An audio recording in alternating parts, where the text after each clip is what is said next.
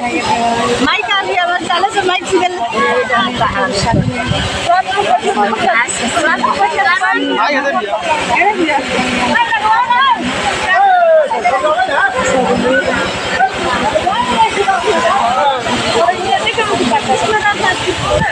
Mic कीजिए।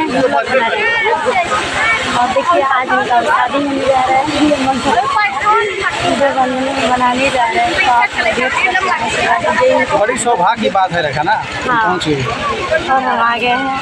आने का तो चांस नहीं था, लेकिन फिर भी। और देखिए ये उनके पूरी फैमिली है, बहुत सारे लोग हैं। आम महुआ में अभी पहुँचे हम लोग, तो वीडियो में बने रहिएगा और काफ़ी अंत तक देखिएगा। और फिर हम नेक्स्ट रामायण से इंट्रोडक्शन नहीं कराएगी। नहीं देखिएगा। अच्छा वही है।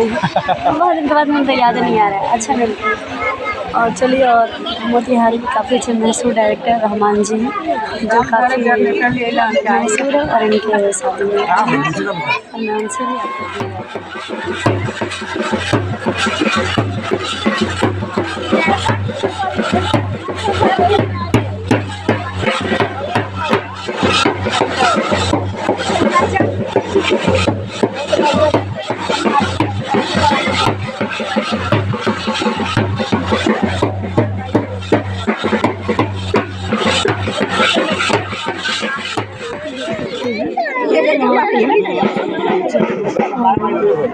सब लोग चलता है।